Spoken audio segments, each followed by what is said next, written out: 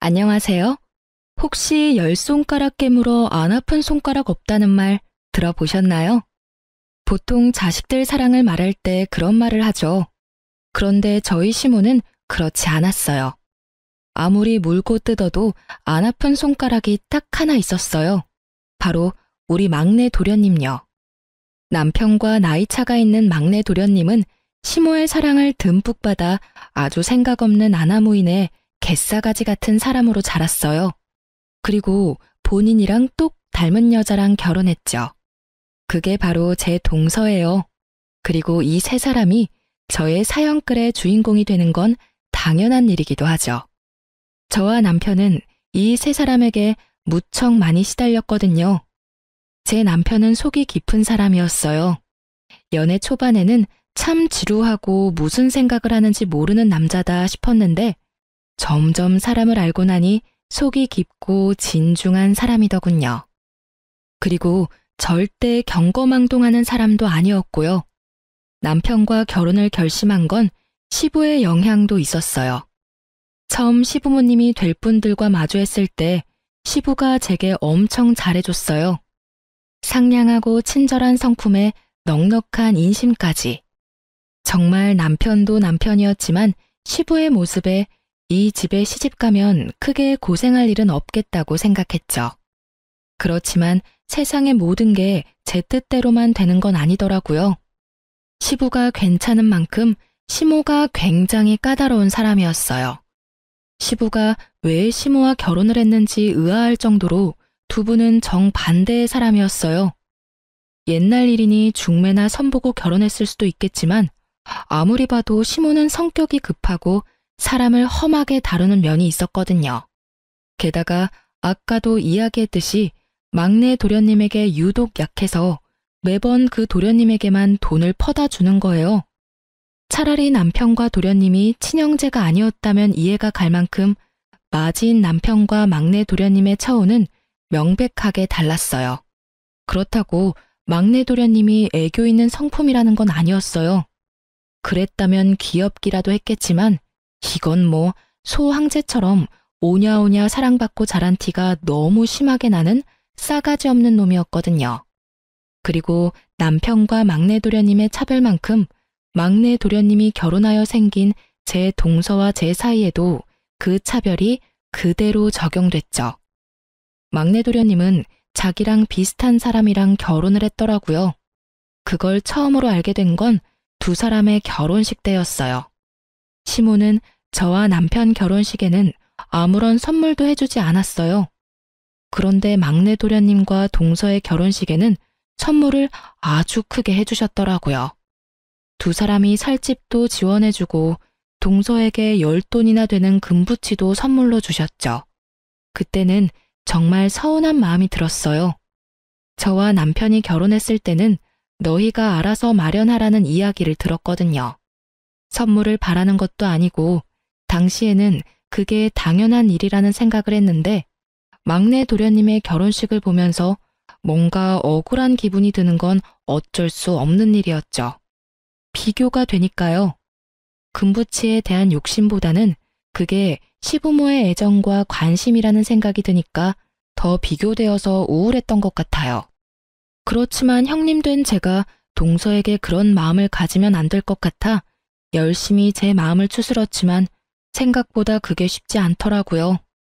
동서는 아주 대단한 사람이었거든요. 시모를 어떻게 구워 삼는지는 모르겠지만 매번 시모에게서 돈을 받아가는 솜씨가 대단했어요. 게다가 매번 힘든 일은 빠지는데도 시모는 그런 동서 탓을 하거나 혼낸 적이 전혀 없었어요. 특히 명절이나 김장철에는 절대로 일찍 온 적이 없었어요. 일이 다 끝나고 오는데도 시모는 여전히 동서에 대한 애정뿐이었죠. 한 번은 제가 시모에게 말했어요. 어머님, 동서가 항상 늦는 것 같은데 이번에는 시간을 좀 늦추는 게 어떨까요? 시간을 왜 늦춰? 걔야 일이 있으니 늦는 거겠지. 너 혼자 일하는 게 지금 힘들다고 내 탓하는 거니? 내가 젊었을 때는 이런 건 일도 아니었어. 그러니까 앓는 소리 그만하고 손이나 빨리 움직여. 제가 혼자 해서 힘들다기보다 동서가 이 일에 익숙해지지 못해서 실수를 할까봐 그러죠. 여러 번 해봐야 손에 익기도 하고 실수도 없을 텐데. 지금 남 실수 신경 쓸 때니? 너야말로 열심히 좀 해. 넌 매번 하는데도 실수하고 모른다고 하지 않니? 바쁜 사람 괜히 신경 쓰이게 하지 말고 어서 움직여 어서. 매번 제 이야기는 묵살당하기 일쑤였죠. 그게 너무 억울했어요. 그렇게 답답한 마음을 안고 지내던 어느 명절 전날, 저는 시부 혼자만 있는 시댁에서 열심히 요리 준비에 여념이 없었어요. 설날 차례상을 준비하고 손님 대접 음식까지 하려면 손발이 모자랐어요. 시무는 아침부터 나가고 없었어요. 몇 번째인지 모를 명절 전날 아침 출타였어요. 시무는 제가 명절 준비를 하러 오면 본인은 집을 나갔어요. 잠깐 외출한다고 하고요. 그러고는 연락두절이 되었다가 저녁에나 집에 돌아왔죠. 저에게 모든 일을 시키려는 일이라는 걸 알게 된 건 그게 3번째쯤 되었을 때였어요. 몰래 한숨을 쉬며 일을 하는데 전화기가 계속 울리더군요. 바빠서 받지 않으려다가 쉬지도 않고 울리는 전화를 보니 친정엄마였어요. 집에 무슨 일이 있나 싶어 전화를 받았는데 생각보다 급한 목소리의 엄마가 말하더군요. 예, 너희 아버지 지금 구급차 실려갔어. 지금 나뿐인데 너무 무서워 딸. 병원에 와주면 안 되니? 어머니의 목소리는 거의 공포에 질려 있었고 저도 당황했어요. 황급히 시계를 보니 오빠네가 올 시간은 절대 아니었죠. 알았어. 어느 병원인지 문자 보내놔. 지금 당장 갈게. 저는 앞치마를 벗으며 황급히 부엌 밖으로 나왔어요. 시부가 베란다에서 화초에 물을 주고 계시길래 말했어요. 아버님, 정말 죄송한데 지금 친정아버지가 쓰러지셔서 병원에 계시다고 하셔서요. 당장 나가봐야 할 것 같은데 괜찮을까요? 시부가 깜짝 놀라더니 말하더군요. 많이 안 좋다고 하던가? 응급실 실려갔는데 뇌출혈인 것 같다고 하셔서. 저는 두려움으로 두근거리는 심장을 부여잡고 시부에게 말했어요. 시부는 제게 걱정 말라며 등을 토닥거려 주더니 말하더군요. 병원이 어디야? 아침에 택시 잡기도 힘들 테니 내가 데려다 주마. 저는 그렇게 시부의 차를 타고 병원으로 갔어요. 그리고 가는 길에 동서에게 전화를 했죠. 동서, 나야. 혹시 오늘 좀 일찍 올 수 있어? 친정 아버지가 쓰러지셔서 병원에 입원해 계시는데 지금 가봐야 하거든. 그런데 지금 시댁에 어머님도 안 계셔서 동서가 좀 봐줘야 할 것 같은데. 제가 그렇게 말하자 수화기 너머로 한숨을 쉬는 소리가 들리더니 동서가 말하더군요. 네, 알았어요. 제가 가서 볼게요. 고마워, 동서. 시댁 현관문 도어락 비밀번호는 알지? 내가 장은 다 봐놨고 밑준비하다가 나왔으니까 그렇게 양이 많지는 않을 거야. 오늘만 좀 부탁해. 솔직히 이렇게 말하는 것도 지금 생각하면 웃긴 일이었지만 그때는 저도 참 순진했었죠. 한 번도 명절 준비를 하러 오지 않은 사람한테 부탁을 하다니. 화를 내고 왜 안 오냐고 성질을 내도 모자랄 텐데 그치만 그때 저는 바보같이 참고만 있었어요. 동서에게 다짐을 받고 전화를 끄는 저는 시부와 함께 병원으로 들어섰어요. 아버지는 응급 CT를 찍고 수술을 기다리고 있는 중이었고 어머니는 응급실 의사에게 아버지의 상태에 대해 들었더군요. 아버지 상태는 정말 좋지 않아 보였어요. 거의 의식도 없는 상태였고 어머니가 왜 무서워했는지 알 것 같더라고요. 시부는 옆에서 저와 친정어머니를 보다가 밖으로 나가시더라고요. 정신이 없어서 배웅도 못 해드렸는데 다시 돌아오셨죠. 그리고는 저를 몰래 부르더라고요. 갔더니 시부 손에는 현금 다발이 들려 있었어요. 그걸 제 손에 들려주면서 그러더군요. 병원비 걱정되지? 얼마 전에 사돈 총각 결혼한다고 돈 많이 들었을 텐데 사돈한테는 내 이야기 하지 말고 네가 모은 돈이라고 하고 드려. 그렇잖아도 큰일 치러서 정신도 없으실 텐데 바깥 어른도 저렇게 되셔서 마음이 많이 힘드실 거야. 제가 흘려가며 했던 말을 귀에 담아두신 시부의 모습에 저는 눈물이 절로 나더라고요. 그 삭막한 시댁에도 내 편이 있구나 싶어서요. 게다가 정말로 저희 집에는 돈이 없었거든요. 아버지는 토목업 종사자로 넣어둔 보험도 많지 않고 제한적이었거든요.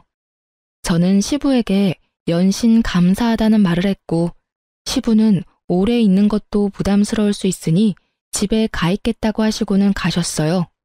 저는 엄마를 위로하며 돈을 건네줬어요. 그렇게 아버지 수술도 끝났고 오빠네가 올 때까지 기다렸죠. 그런데 오빠네도 좀 늦더군요.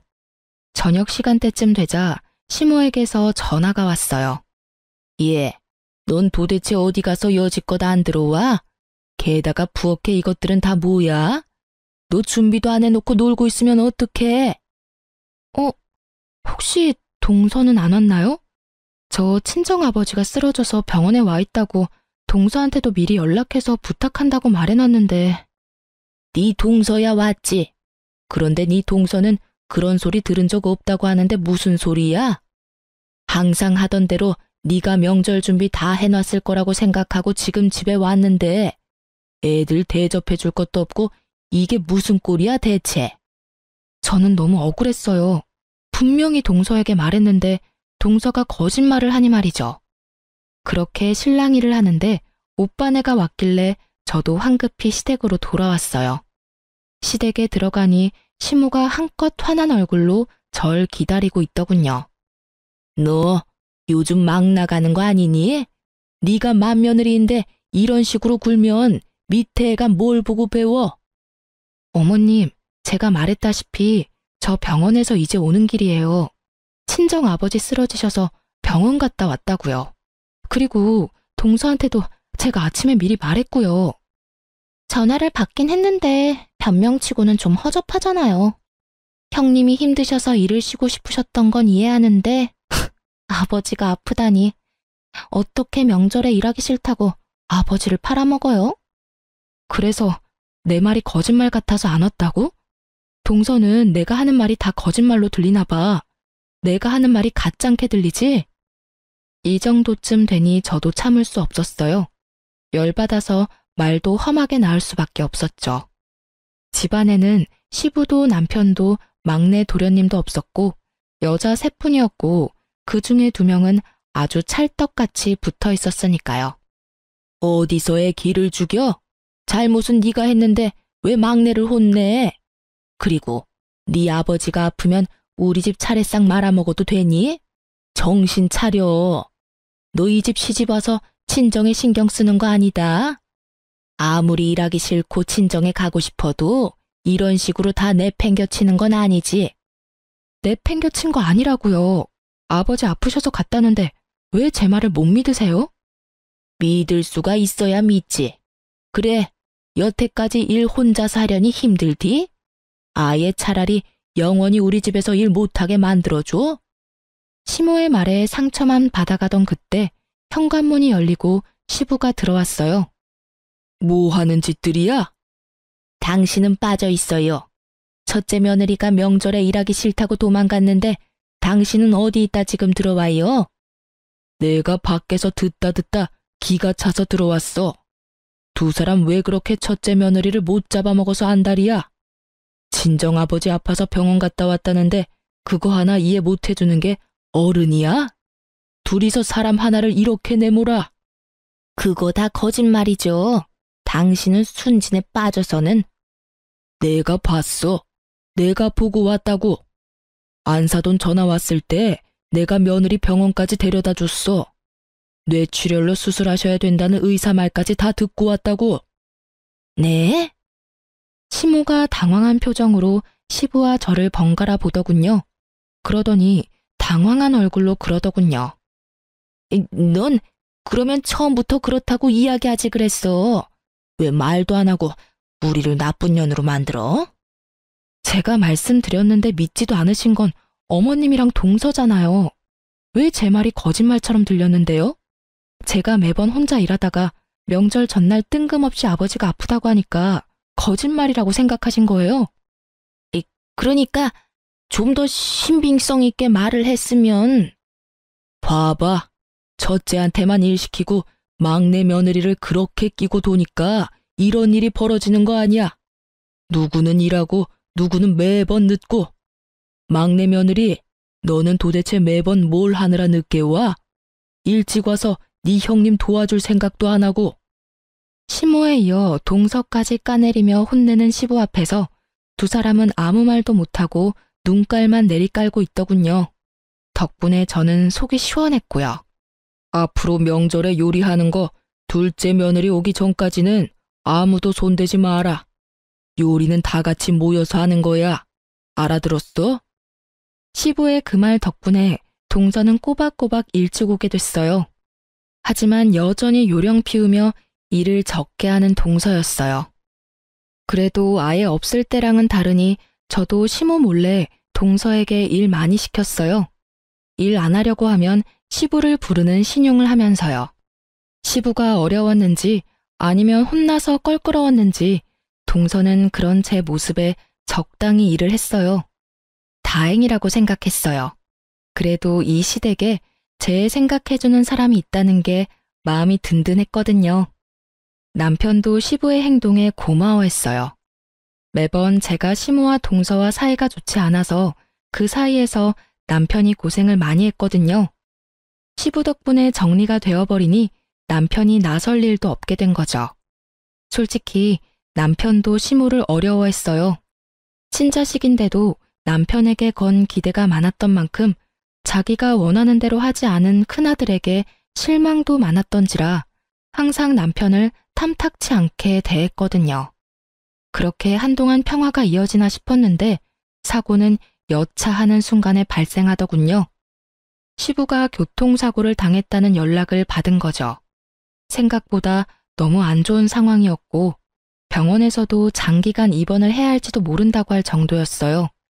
그렇지만 시부는 당장 급한 수술만 하고 집으로 돌아가고 싶다고 하셨죠. 아마 병원이라는 공간이 주는 두려움 때문이었던 듯해요. 어찌됐건 집이 편하니까. 시부의 의견을 듣고 시모는 저와 동서를 불렀어요. 급한 수술 끝나면 아버지 집으로 돌아오실 거다. 상태도 많이 안 좋고 그냥 병원에 있으면 좋으련만 무슨 양반이 저렇게 고집이 센지 무조건 집에 오겠다는구나. 둘 중에 누구든지 한 사람은 합가해. 나 혼자서 아버지 돌보는 짓 나는 못해. 내 나이가 젊은 것도 아니고 다 늙어 빠져서 지금 남편 수발 들어야겠니? 며느리가 둘이나 있으니 둘 중에 누구라도 들어와라. 시모 말에 동서가 제 얼굴을 슬쩍 쳐다보더군요. 형님이 아무래도 아버님이랑 많이 친하시고 시댁에도 많이 익숙하시니까 형님이 합가하는 게 낫지 않을까요? 자신이 하고 싶지 않다는 말은 절대 하지 않고 저만 들먹이는 동서를 보며 제가 시모에게 말했어요. 저희가 합가할게요. 제 말에 동서가 옆에서 박수를 치며 한껏 좋아하더군요. 역시 형님이세요. 아버님도 편하게 쉬실 수 있겠어요. 당연히 그래야지. 네가 맏며느리 아니냐? 합가는 당연한 일이지. 그러니까 생색내지 마라. 네가 잘한 게 아니라 네가 그렇게 하는 건 당연한 일이니까. 네, 그런데 집은 놔두고 몸만 들어와도 될까요? 그의 직장이 시댁에서는 너무 멀어서 출퇴근이 어려울 것 같아서요. 대출금 나가는 것도 크게 없으니까 그 집은 놔뒀으면 해요. 그건 너희 알아서 하고 네 아버지 들어오기 하루 전에 짐 정리하고 들어와. 앞으로 아버지 일은 네가 다 책임지고 하거라. 시모는 그렇게 말했고 동서는 왜인지 모르게 눈을 반짝거리더군요. 시부가 들어오고 저는 합가에서 살며 시부의 수발을 들었어요. 남편도 제가 고생하는 걸 보고만 있을 수는 없었는지 저녁에는 아버님 몸 씻기는 걸 도와줬죠. 저는 식사할 때 도와드리고 이동하는 걸 도와드렸어요. 우리는 맞벌이였지만 시부의 상태가 워낙 위중하니 제가 일을 그만두고 시부 수발을 들었어요. 그런데 시부 수발된 지 한 달쯤 됐을 때 시모가 부르더군요. 너희 집 지금 비어있지? 네, 비어있어요. 그 집 파는 게 어떠냐? 네? 갑자기 남의 집을 왜 팔라는 건지 이해가 안 가서 벙찐 채로 되물었어요. 우리 집에 빚이 좀 있어. 그거 팔아서 빚을 좀 갚으면 될 것 같아서 그래. 어차피 안 쓰는 집인데 팔면 어떠니? 어머님, 그 집은 팔지 않기로 했어요. 남편 직장에서 가깝기도 하고 아이를 위해서 신중하게 고른 곳이기도 하고요. 장기간 사용하지 않을 거면 월세로 내놔도 좋을 물건이에요. 굳이 지금 파는 건 좀 아닌 것 같아요. 아니, 너는 시댁이 힘들다는데도 눈 하나 깜짝 안 하니? 죄송하지만 어머님, 그 집은 저희들 돈으로만 마련한 집이에요. 만약에 돈이 필요하시면 동서나 막내 도련님한테 말해보세요. 돈 많이 빌려주셨잖아요. 아파트도 어머님 돈으로 해주셨고. 막내 도련님이랑 동서도 그간 돈 좀 벌었을 테니까 본인 돈으로 집을 사던지 어머님이 해주신 돈으로 산 아파트 담보대출이라도 받아서 얼마 정도 어머님한테 돌려주던지 하라고 하면 될 것 같네요. 지금 나더러 줬다가 뺏으라는 거야? 그렇게 파렴치한 사람을 만들고 싶니? 줬다가 뺏는 건 당연한 거죠. 주지도 않았는데 뺏는 건 날강도잖아요. 제 말에 시모 얼굴이 확 굳어버리더군요. 하긴 기분이 좋지는 않을 테죠. 날강도라는 말을 들으면 누가 기분 좋겠어요. 그치만 어쩌겠어요. 저게 사실이었잖아요. 저희한테 준 것도 없는데 달라니 말도 안 되는 이야기죠. 제 말에 시모가 울그락불그락하며 소리치더군요. 너 시어머니한테 그게 무슨 말버릇이야? 어떻게 저런 말을 서슴없이? 어머님이 잊으신 것 같아서 말씀드려봤어요. 솔직히 동서랑 막내 도련님한테 다 퍼주실 때는 좀 억울한 기분이 들기도 했는데 지금 해보니 지원받지 않았던 게 다행이라는 생각이 들어요. 저희가 돈이라도 받았어 봐요. 있는 돈 없는 돈 다 달라고 하셨을지도 모르죠. 지금도 그렇고요. 합가하긴 했지만 살림은 저희 돈으로 다 꾸리고 있잖아요. 아버님 가게에서 번 돈은 어머님이 다 쓰시고 있으니까요. 그런데도 저희한테 돈 달라고 하시는 거면 실수하신 거죠. 저희는 드릴 돈이 없으니까 동서한테 잘 말해보세요. 그만큼 얻어간 게 많은데 설마 아무것도 안 주진 않겠죠. 결국 뼈있는 제 말에 아무 말도 못한 시모가 씩씩거리며 밖으로 나가더군요. 시모의 모습을 보며 아파트 팔아서 돈 마련하려던 사람이 시모가 아니라 동서였다는 걸 눈치챘어요. 어머님은 그런 머리가 없거든요. 잔머리 굴리는 건 동서가 전문이었으니까요. 그리고 얼마 안 가 시모는 시부가 잘 만들어 놓은 가게 말아먹고 폐업까지 하게 만들었어요. 당연한 수순이죠. 사람을 험하게 쓰고 귀한 줄 모르는 시모 밑에 있을 사람이 누가 있겠어요? 결국 가장 중요한 요리하는 사람마저 나가버리니 장사가 잘 될 리가 없죠. 게다가 시모 밑에서 시모가 꿍쳐놓은 돈을 다 뜯어먹은 동서는 여전히 기생충처럼 시모를 뜯어먹고 있었고요. 시모도 참 한결같은 것이 동서가 매번 돈을 달라면 달라는 대로 주더군요. 저야 이제는 상관없는 일이라 신경도 쓰지 않았지만요. 그 즈음에는 시부도 장사가 망한 걸 알고는 삶의 의지를 잃은 건지 그냥 몸이 좋지 않았던 건지 합병증으로 사망하게 됐어요.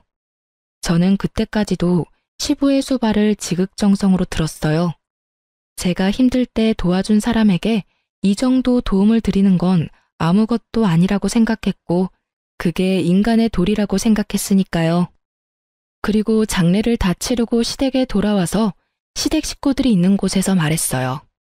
아버님이 돌아가셔서 저희 식구는 이제 합가의 의미가 없다고 생각해요. 저희는 이제 원래 저희가 있던 집으로 돌아가겠으니 앞으로는 동서가 어머님네서 합가해서 지내. 여태껏 내가 아버님 수발 들었는데 이제는 동서가 좀 해야지. 그리고 어머님도 나보다는 동서를 더 좋아하시니 동서가 합가해서 어머님 모시는 게 맞는 것 같아. 형님, 그건 아니죠. 그때는 아버님이 아프셔서 형님이 일시적으로 합가하신 거고 아버님이 돌아가셨으니 합가는 이제 없는 일인 거잖아요. 굳이 저희가 합가를 할 필요가 없는 것 같은데? 동서, 아버님 이제 막 돌아가셨어. 어머님 기분이 어떠시겠어? 이 집에 마음 맞는 사람이라도 있어야 어머님이 마음이라도 편하게 있으실 수 있잖아. 동서는 왜 그렇게 생각이 없어? 나조차고 이래? 어머님 혼자 남으셨는데 남은 가족들이 신경 써야 할 거 아냐. 그리고 여태껏 동서가 어머님한테 받은 게 얼만데 이 정도도 못해? 여태껏 받은 거 돌려드린다 생각하고 잘 모셔. 그리고 어머님한테 받은 돈으로 마련한 집은 팔고 들어오는 거 잊지 마. 제 말에 시모는 환하게 웃으며 반겼고 동서는 완전 죽상을 하더군요. 물론 시모 앞에서는 그런 표정 짓지는 않더라고요. 하긴 시모에게 뜯어먹은 게 얼마인데 양심이 있으면 그런 얼굴 하면 안 되죠. 좋다고 합가하겠다고 넙죽 받아도 모자랄 판에. 그렇지만 동서의 그 모습을 보니 저도 입가에 웃음이 저절로 떠오르더라고요. 앞으로 고생하게 될 동서의 미래가 머리에 자연스럽게 그려졌으니까요. 결국 동서는 시모의 압박으로 집을 팔고 시댁으로 들어오게 됐어요. 그리고 집 판 돈은 시모에게 흘러 들어갔죠. 시부의 장사가 망해서 폐업했다고 했잖아요. 그것 때문에 빚진 게 좀 있었거든요. 결국 그 빚 갚는 데 돈이 다 들어가는 바람에 아무것도 없이 시댁으로 들어온 거죠. 저희는 시모와 연락을 끊게 됐어요. 자연스레 그렇게 된 것 같아요. 그쪽도 저희한테 관심이 없었고 시부가 없는 시댁은 저희가 관심이 없었죠. 시부의 재산은 시모에게 넘어갔어요. 시부 명의의 집과 가게였죠. 저희는 그런 거 관심 없었어요. 우리 힘으로 만든 집이 있었으니까요. 그리고 시부의 수발을 들던 중에 시부에게 한 가지 언지를 받은 게 있었어요. 시부가 돌아가시기 전에 저한테 그랬어요. 며느라가 내가 내 욕심에 병수발 시킨 것 같아 미안하다. 아버님, 제가 하고 싶어서 하는 거예요. 저희 집 힘들 때 도와주신 것도 아버님이시잖아요. 저는 아버님에게 어떻게든 도움이 되고 싶어서 합가하기로 한 거예요. 그러니까 그런 말씀 마세요. 그래, 내가 보니 네 시어머니가 장사를 다 말아먹고 있더구나. 10년 넘게 같이 일하던 직원도 잘라버리고 내가 죽고 나면 이 집에 제대로 남아있을 재산이 없어. 재산 없으면 뭐 어때요? 집만 있으면 어떻게든 사라져요. 자식도 둘이나 있으니 용돈도 필요한 정도는 드릴 수 있고요. 너희 시어머니 걱정하는 건 아니다. 그 사람은 그런 걱정 안 해도 악착같이 살 사람이거든. 내가 걱정하는 건 첫째랑 너다. 여태껏 해준 것도 없이 마음고생만 시키고 결국에는 병수발까지 시키니.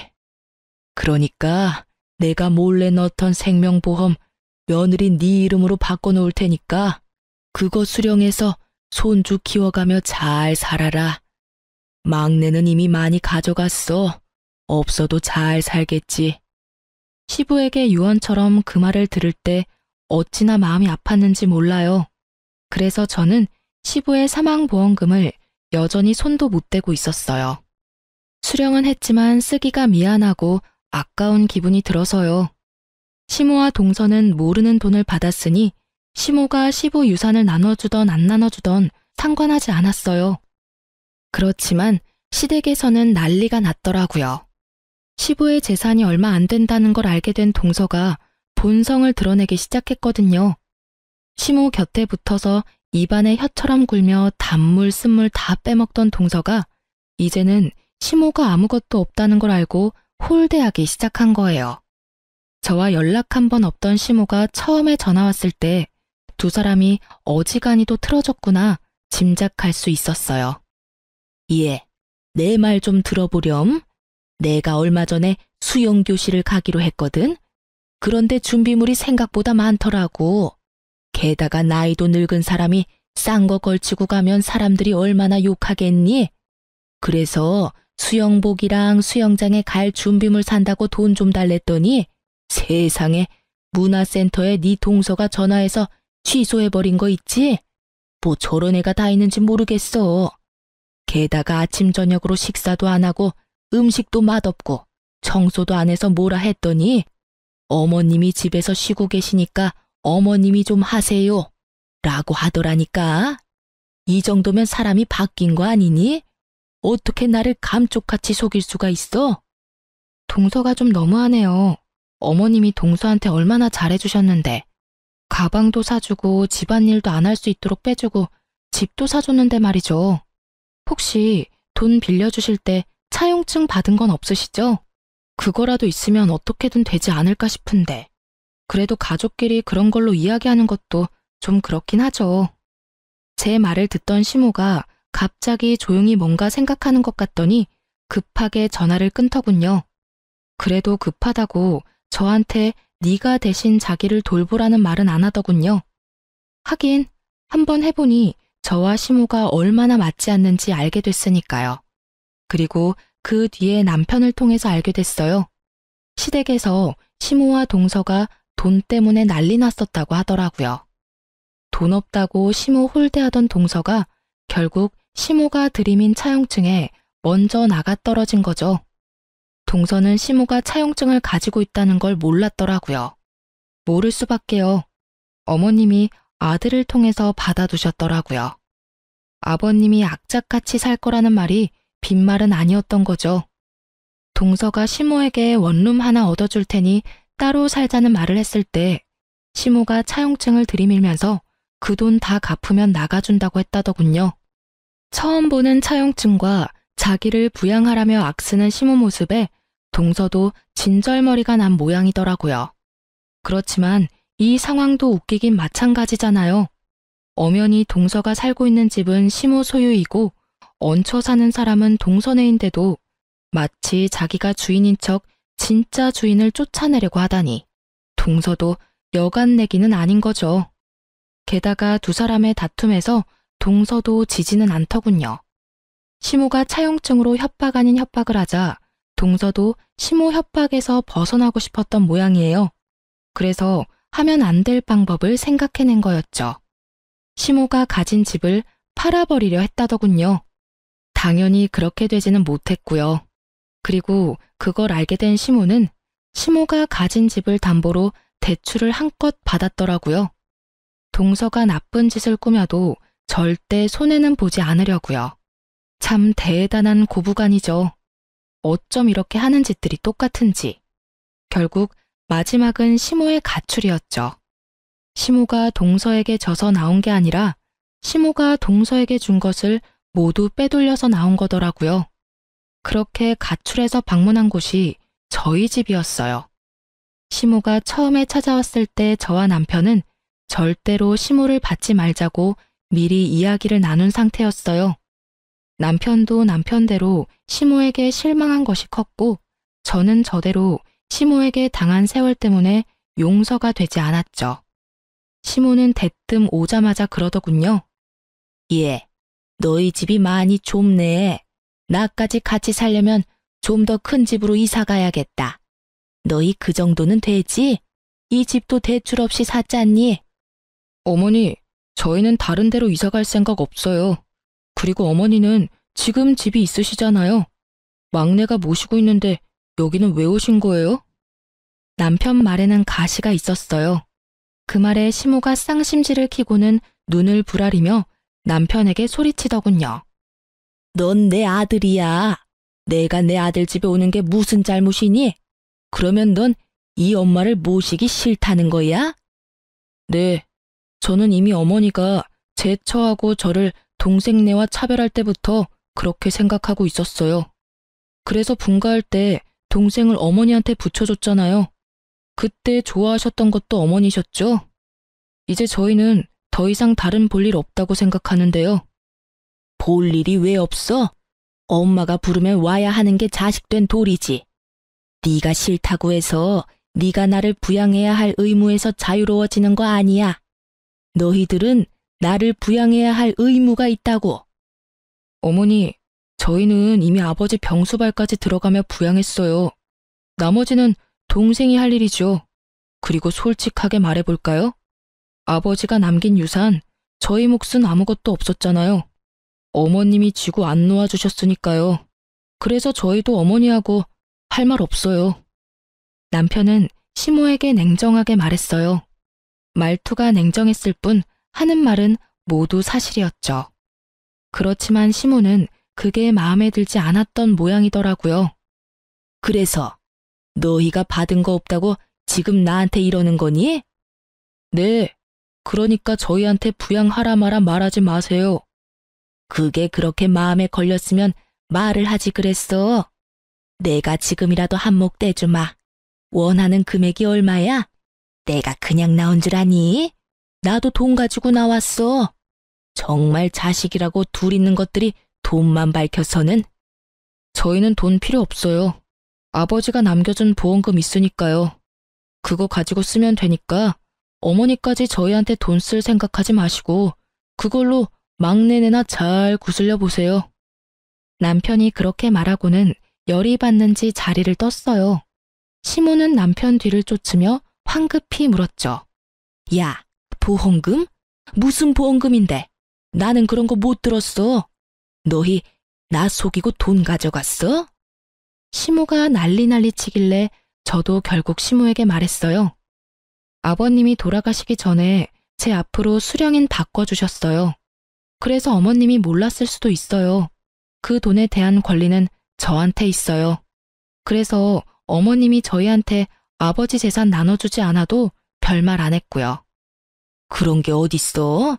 남편이 사망했으면 보험금은 아내가 갖는 게 당연한 거 아니니? 설마 너희 수령인 조작한 거 아니야? 시모는 자기 생각대로 열심히 소설을 쓰고 있었어요. 그래서 제가 말해드렸죠. 아버님이 직접 저를 데리고 보험사 가서 바꾼 거예요. 어머님이 아버님 병원 진료 데리고 가셨으면 수령인이 바뀔 일도 없었겠지만 어머님은 저한테 아버님 일 다 맡기셨잖아요. 못 믿겠으면 보험회사에 직접 연락해 보시던가요. 시모는 어느 보험회사인지 알아내서는 집을 나갔어요. 어디로 가는가 싶었더니 집 나왔던 동선회로 다시 돌아갔더군요. 사망보험금 앞에 다시 뭉치기로 결정한 모양이었어요. 참 한결같고 참 똑같은 고부였어요. 결국 동선회도 시부가 남긴 보험금에 대해 알게 됐죠. 그리고 두 사람은 번갈아가며 저희 집에 찾아와 저희에게 돈 내놓으라며 난리를 피우더군요. 남편은 평일에는 항상 늦게 오는지라 이 사람들을 만날 수 없었으니 결국 이들을 상대하는 건 저였어요.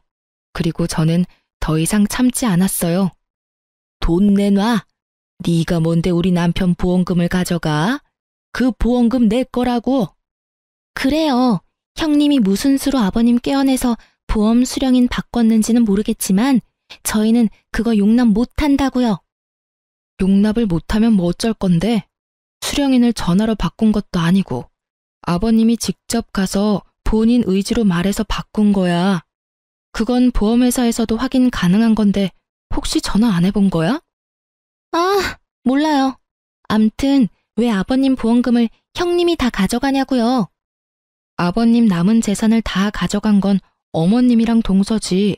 내가 뭘 가져갔어? 내가 가져간 것보다 더 많은 걸 동서가 가져갔을걸? 보험금을 나눠 갖고 싶으면 아버지 재산도 나눠 가졌어야지. 왜 줘야 할 건 안 주고 정당하게 받은 내 것을 빼앗으려 들어? 하긴 그 나물의 그 밥이라고. 어머님하고 똑같이 동서도 날강도네. 칼만 안 들었지 아주 협박하는 수준이 대단하네. 뭐라고요? 말 다 했어요? 그리고 재산 나눌 것도 없었어요. 빚만 가득해서 쥐뿔도 없었는데 무슨? 그래, 네 시아버지 죽으면서 재산 한 푼 남겨준 거 없어. 다 빚덩어리였지. 그거 갚느라고 아직도 고생 중인 건 너희 모르니? 당연히 아버지 사망보험금은 그 빚 갚는 데 쓰는 게 맞는 거지. 어머님, 그걸 빚 갚는 데 쓰면 어떡해요? 그 돈은 저희한테 주셔야죠. 어머님 말대로 집 팔고 들어왔다가 손해를 얼마나 많이 본 줄 아세요? 저희 집 판 돈으로 빚을 갚았으니까 그 돈은 저희한테 줘야 하는 게 맞는 거죠. 여기서도 동서의 기적의 논리는 계속되더군요. 동선의 집 자체가 시부모의 돈으로 된 시부모 명의의 집인데 그걸 팔았다고 그 집이 자기 집이 된 것처럼 말하는 게 참 인상 깊었어요. 보험금은 제 손에 있는데 두 사람은 서로 자기가 가져야 된다며 앞에서 참 열심히도 싸우더군요. 남의 집 앞에서 그만들 하세요. 그 보험금의 수령인은 저고 이미 제가 받았어요. 법적으로 문제될 소지 전혀 없으니 돌아가세요. 돌아가지 않고 계속 여기서 시끄럽게 구시면 지금 당장 경찰서에 신고할 거예요. 예, 넌 내 며느리야. 세상에 아무리 사이가 틀어졌어도 시어머니를 내쫓는 며느리가 어딨어? 내가 너희한테 뭘 그렇게 잘못했어? 네 남편 키워준 게 나야. 클 때는 이거보다 돈 더 많이 들어. 배은망덕한 것들이. 어머님, 저는 어머님 자식 아니에요. 그리고 저 결혼한 이후로 어머님이 저한테 뭔가 해주신 적 단 한 번도 없었어요. 그럴 때는 모두 아버님이 해결해 주셨죠. 그러니까 제가 은혜를 갚을 사람도 아버님이고요. 어머님은 제가 아니라 동서에게 많이 베풀었잖아요. 저한테는 한 번도 사준 적 없던 값비싼 물건의 용돈들, 게다가 손에 물 하나 묻히지 않게 고이고이 지켜준 거 생각하면 제가 아니라 동서한테 돈을 달라고 하는 게 맞지 않나요? 그리고 제 남편이 클 때 얼마를 썼는지는 모르겠지만 양육은 당연한 거고 그걸 받으려고 하시는 게 어이없는 일이죠. 어머님이 첫째 아들에게 잘해주셨으면 첫째 아들이 어련히 알아서 잘 챙겨드리지 않았겠어요? 매번 차별당하면서 컸는데 뭔가 받으려고 하시는 것 자체가 너무 뻔뻔하다는 생각 들지 않으세요? 그리고 분명히 말씀드리는데 아버님 보험 수령인은 저예요. 남편이 아니라. 남편 키워준 걸 내세워서 받으려고 하지 마세요. 저한테 해준 것도 없으면서 어떻게 여기까지 와서 이렇게 뻔뻔하게 행동하실 수가 있어요? 정말 어이가 없어서. 그리고 동서도 마찬가지야. 아버님 수발 들라고 했을 때 나한테 합가하라고 등 떠민 게 동서였잖아. 그래놓고 아버님 사망보험금을 나눠 가지겠다. 아버님 아플 때 집에 한 번도 들린 적 없는 주제에 염치가 없는 것도 정도 것이야 상대를 하든 말든 하지. 그리고 동서가 어머님한테 야금야금 받아먹은 돈이 사망보험금보다 훨씬 많으니까 이것까지 넘보지 마. 그러다 탈라.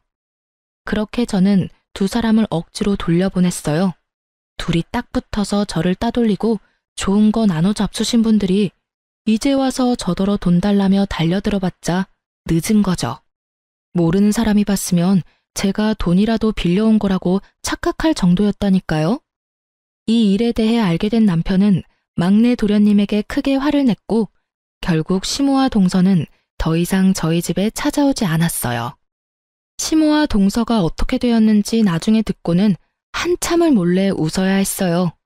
동서와 막내 도련님은 결국 시모를 요양원에 보내버렸어요. 시모가 매번 동서와 부딪히게 되고 동서가 막내 도련님에게 매번 잔소리를 하게 되는 악순환이 반복되면서 결국 막내 도련님이 포기한 거죠. 게다가 그때쯤 고관절 골절로 병원에 입원하게 되었으니 요양병원에서 요양원으로 자연스럽게 이동시켰더라고요. 동서에게 이것저것 퍼줄 때는 이런 결과를 전혀 예측 못했겠죠. 그리고 동서는 시모를 내보내고 아주 잠깐 자유를 만끽한 듯 하더라고요. 지금은 누구보다 바쁘게 지내고 있고요. 동서와 막내 도련님이 자기를 요양원에 집어넣을 거라고 예상한 시모가 막내 도련님 카드로 돈을 한껏 빌렸더라고요. 그뿐이면 다행이죠. 저번에 시모가 저희 집에 왔을 때 시댁집을 담보로 대출까지 받아왔었잖아요. 시모가 그 돈들을 아무도 모르는 자기 통장에 다 넣어두고 내주질 않았더라고요. 그 탓에 동서와 막내 도련님은 어거지로 자신들의 앞으로 된 대출금을 갚느라 개고생 중이더라고요. 시모 명의의 집 대출금은 엄밀히 따지면 동서네가 빌린 대출은 아니지만 동서네가 그 전에 살던 집을 팔고 시댁에 들어왔으니 나가면 딱히 갈 곳이 없잖아요. 그래서 지금 있는 집이라도 지키려면 억지로 그 돈을 다 갚아야 되는 거였죠. 발등에 불 떨어진 그쪽 집안과는 다르게 저희는 평범하고 평온하게 잘 지내고 있어요. 두 사람은 사람을 함부로 다룬 벌을 받고 있는 거겠죠. 그래서 그런지 요즘은 뿌린 대로 거둔다는 말이 마음에 확 와닿아요. 자기가 싼 똥 열심히 치우는 두 분 덕택에 오늘도 선량한 마음으로, 관대한 마음으로 사람들을 대하고자 노력하고 있으니 이럴 때는 두 사람에게 감사한 마음도 드네요. 제 시댁 이야기는 여기까지입니다. 지금까지 긴 사연 읽어주셔서 감사해요.